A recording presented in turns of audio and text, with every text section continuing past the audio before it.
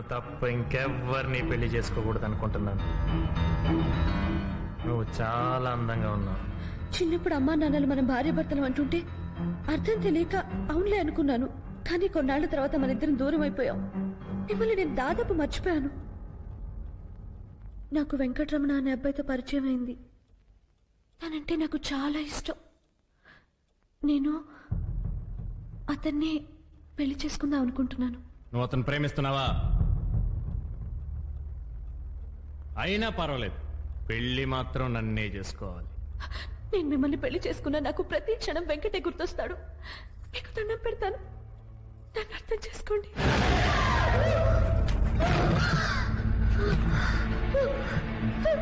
ఏంటి అర్థం చేసుకునేది? నువ్వు వాడిని ప్రేమించినా పర్వాలా, నువ్వు వాడితో పడుకున్నా పర్వాలా, నీకు వాడి వల్ల కడుపు వచ్చినా పర్వాలా, పెళ్లి మాత్రం నన్నే చేసుకోవాలి. అర్థమైందా? అర్థమైందా? అర్థమైందా?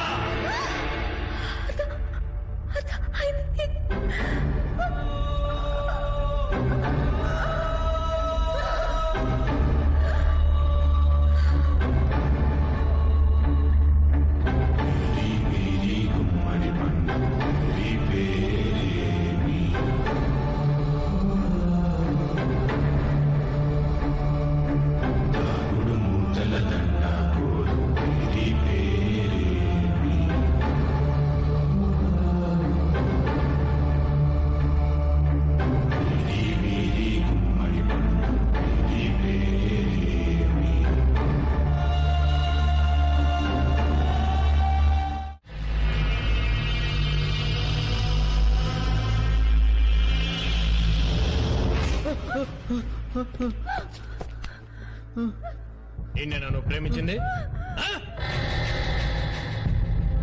పర్వాలేదు, బానే ఉన్నాడు. కళ్ళు ముయ్యొద్దు. ప్రేమించేటప్పుడు కళ్ళు తెరిచాక ప్రేమించావు. ఇప్పుడు నేను వాడిని కొడుతూ ఉంటాను, కళ్ళు తెరిచి చూస్తూ ఉండు. కళ్ళు మూసావా? ఇది కళ్ళు మూసిందా? ఎండేసేరా.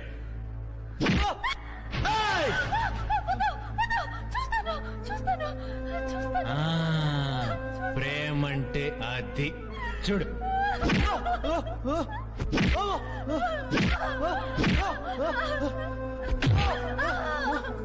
చూస్తున్నావా?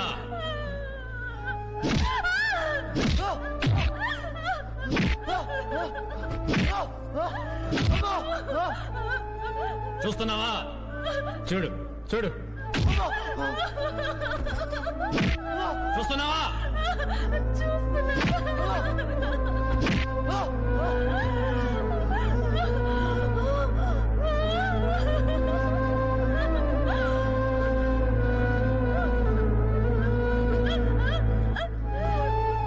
ఏంటి కదా నువ్వు ప్రేమించింది?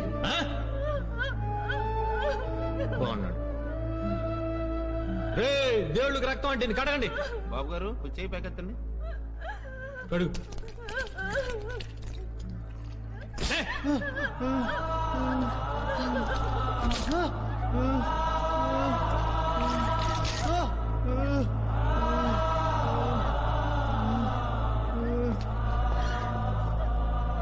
చూడు,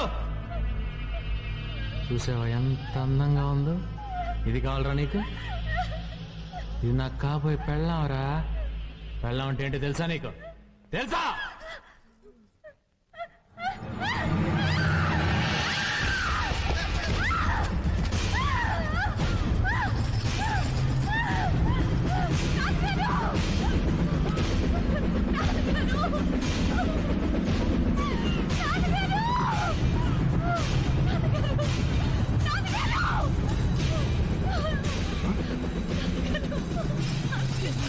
ఏమైందమ్మా?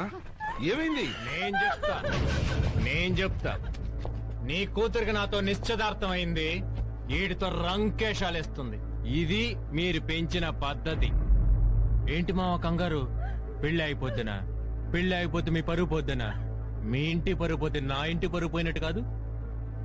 మీ కూతురు ఎన్ని వెధవేషాలేసినా నేను చేసుకుంటా. నా కోసం కాదు, మీకోసం, మీ ఇంటి పరువు కోసం. ధైర్యంగా వెళ్ళండి. అనుకున్న టైంకి అనుకున్న రోజు పెళ్లి జరిగి తీరుతుంది.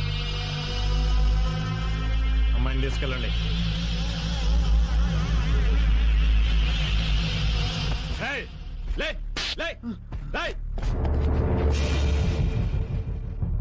వచ్చే శుక్రవారం 7:20కి నా పెళ్లి.